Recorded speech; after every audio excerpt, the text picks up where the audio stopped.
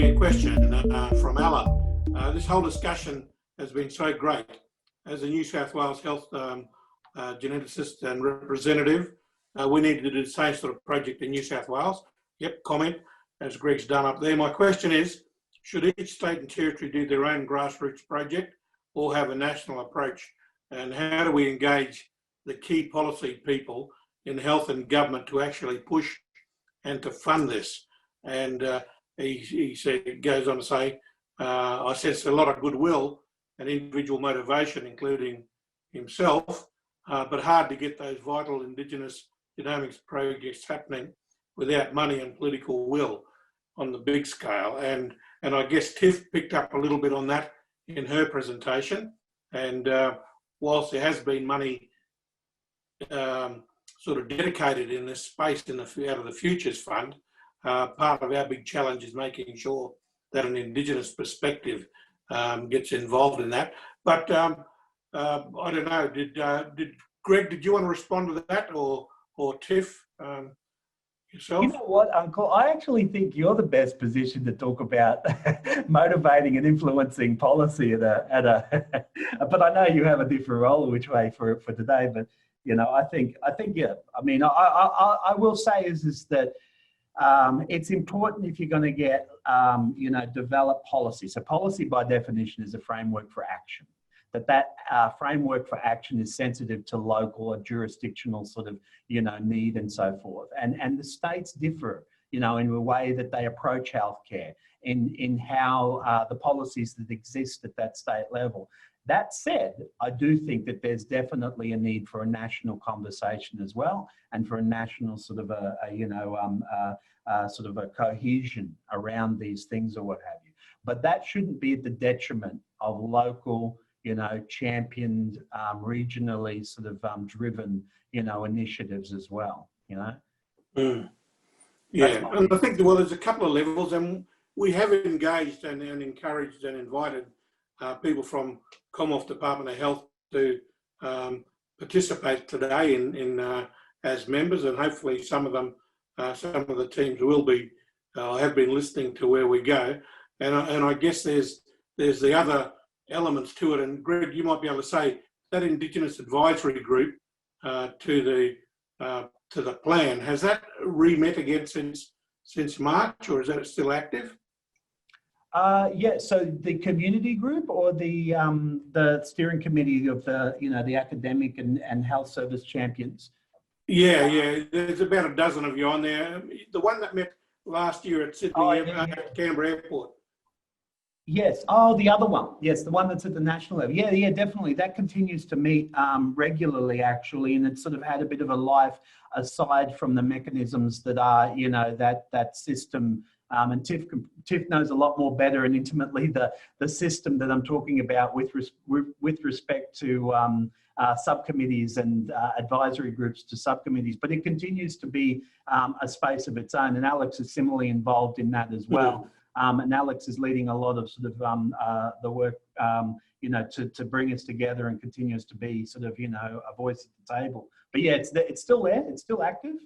It's a great group, actually. Yeah, good, because the challenge is that the current genomics plan goes until 2018 to 2021. You know, what's going to happen beyond that, and where we go and how do we engage? And I guess, you know, from my perspective, yes, we have to continue the lobbying and trying to influence. But there's probably more than two. But the two big funding groups that I can see is what we might be able to squeeze out of the NH and MRC, but also the Future Fund that Minister Hunt had set aside, and you know, to look at these big new innovative research initiatives. And so I guess it's on those fronts. But yeah, Alex or Tiff, you know, Simon, if you still want to, whether you have any thoughts on that, Alex. Yeah, it's Alex here. Look, unfortunately, it's quite fragmented. There is an underrepresentation of Aboriginal and Torres Strait Islander leadership in genomics across the board. There's pockets on a couple of committees, and there's efforts to increase that, but all of them are usually specific to a piece of work rather than a national agenda bringing together Indigenous interests and leadership capabilities in this space. The RMAC committee, one of which that Greg touched on, is probably made up of, I mean, it's really got the people that you would want on a committee such as that. And I think that needs to be embedded beyond the RMAC system into the national leadership role in partnership with groups like NCIG, who can provide tremendous support, technical and otherwise, and with the Australian Genomics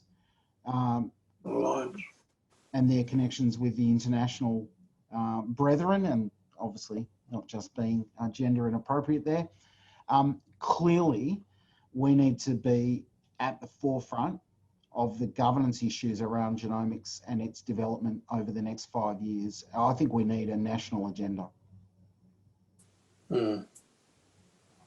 Tiff, did you have any thoughts on that? Or?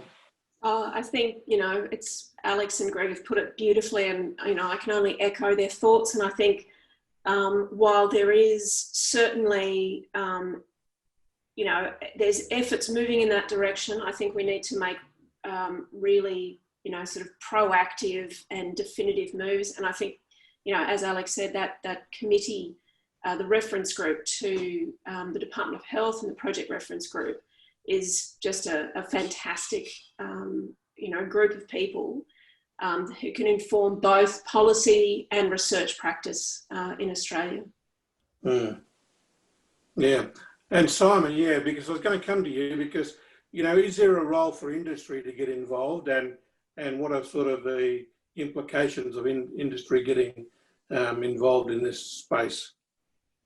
Well, I think as well as what you want. I think there is a response, but if I could just go to the other question before that and follow up on, I think essentially what Alex was saying, which is relates to the fact that the way this money is being distributed is in relation to specific initiatives.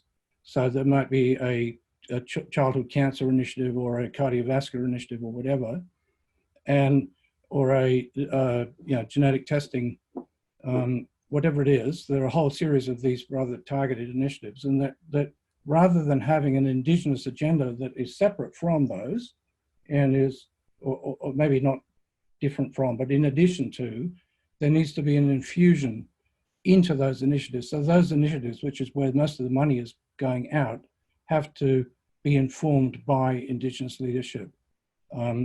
If that doesn't happen, it will be, and that has to be, you know, done in a very strong way. So that, I think, is an issue around the way in which that fund is being deployed currently. Yeah. So I don't know how that works, because it goes to ultimately to a panel, that rank the applications and so on. But there have to be some mechanism for getting criteria and assessment into that, rather in the way that the NHMRC already does. Yeah. And what about industry engagement? It's a fraud issue, but there's enormous. I mean, it's not an irrelevant issue. It's not a. I mean, it's very real potential that discoveries will be made, because people have diseases and that have not previously been studied. There will be discoveries made that may have lead to new therapies and so on. That's not a fanciful outcome. It's not a hugely probable outcome, but it needs to be addressed. And it would be a pity if that wasn't, you know, if that pathway was not taken advantage of. As I said, I think that governance models where people essentially own the information and have control over it in a very direct way, there are such models around the world, and I think that may be the way that this is dealt with, because I mean, the development times on these things are such that it's very easy for data to become commoditized and then processed, and for the connection back to be lost over time. Yeah. Tiff? Yeah, Tom, I think so. There's certainly particularly in the context of the Medical Research Futures Fund, that commercialisation and translation piece is a real emphasis. And I just think, you know, in negotiating the terrain of industry engagement, and potential public-private partnership, it is that trust issue that we have to come back to. So while it's a real opportunity for, you know, sort of not only health but wealth in Australia more broadly, the trust is just critical. So there's currently a industry network genomic alliance in GINA that's starting up, which is a sort of industry collective, which is a great opportunity to engage with industry in a sort of open and transparent forum. It's not got the conflicts of interest associated with engaging too much with any one entity. So we're certainly starting the conversation within GINA around that translation and piece. But yeah, it always has to be through the lens of public trust as well. Yeah, that's been a common theme as we've gone along. So, Greg, did you get any other specific questions? There was one about, and I'm not sure if you knew, had a response to this about whether your project would be rolled out nationally or not. I won't be. Without. Come on, brother. Yeah, Greg wasn't grey before he started. Yeah, that's right. Look at it now. Come to Victoria, Greg. It's quite a lot longer than it was when it started. Look at what COVID had to say. But I would say that is reliant on the champions that we have at a state level, you know, and a community level, and all of those service sector sort of champions and stakeholders and so forth, deciding that it's something that they want to do. You know, I can't speak out of, you know, and on behalf of other groups, you know, and even here within Queensland, I got to tell you is that, you know, like, you know, there's a lot of different groups here with different interests and so forth. What we essentially have done is to create some space for a conversation to go forward, and to perhaps remove some of those barriers that might have been, you know, to why the conversation can't go forward. So you've heard that Aboriginal and Torres Strait Islander people are interested in having a conversation, and now the responsibility falls to whether you be from the health service sector, whether you be from the research sector, whether you be from the policy sector.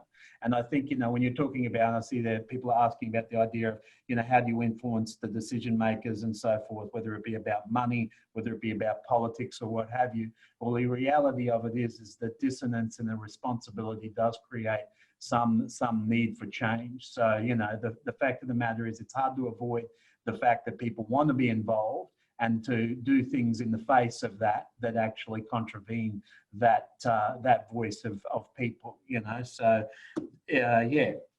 But yes, I think there's an opportunity for other states to certainly, you know, do some things and to potentially learn from what we did here. But it is a journey that I would strongly suggest needs to be led by those people, you know, and those champions. Yeah, and there's got to be a purpose to it as well. And I think we've mentioned a couple of times that a lot of the genomics work is really around specific projects. And I know the bit of work that we're doing on Mackenzie's mission in trying to engage more with Aboriginal and Torres Strait Islander people is very specific, and getting AMSs and other providers engaged in it is not an easy task. It's a difficult and challenging task, actually, because you can't just say, do you want to sign up to it? There's a whole range of activities behind it.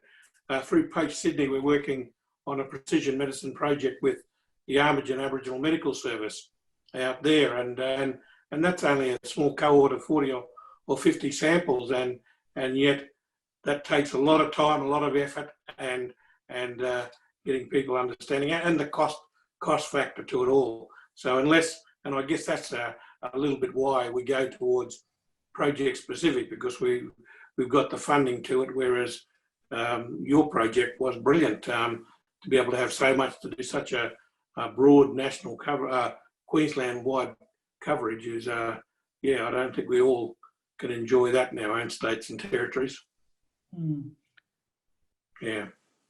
Look, if there's no other pressing questions, let me start to look at winding up, because we are a little bit over time. You know, it's the same as that closing time, so we get the questions in. You know, they start to flow. Good on you. But yeah, there might be some, and I'll leave you know, somebody to monitor that if there's a pressing question.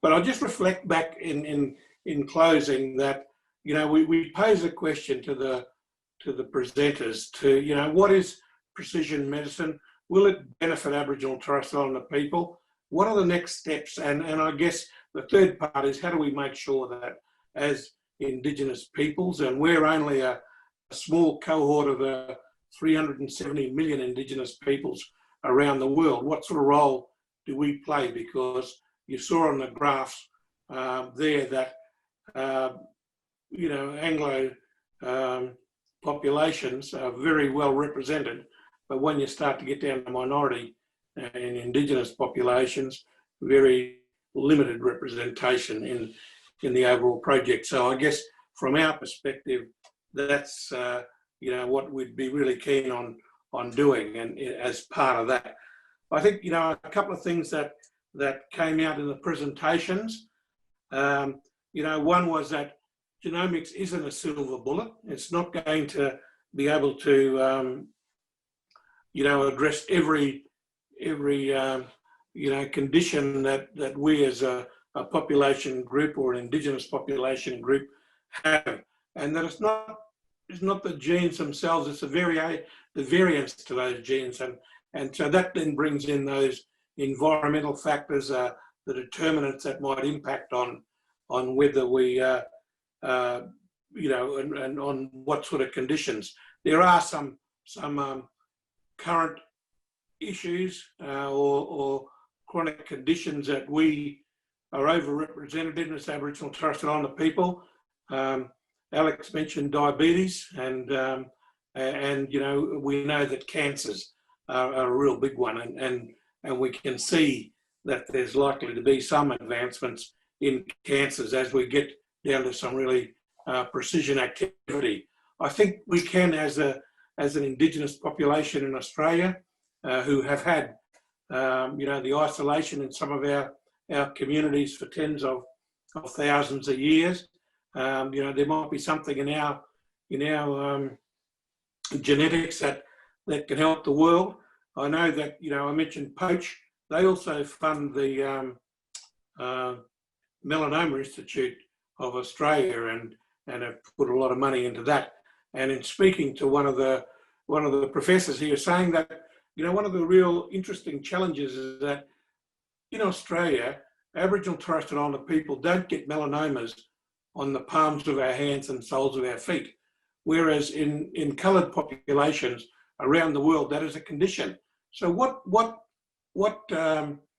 you know, what is a condition that means that we don't experience it here, and why other populations around the world you know, can experience? So that, you know, that's one of the positive ones. You know, I mentioned NKD, which is an area around.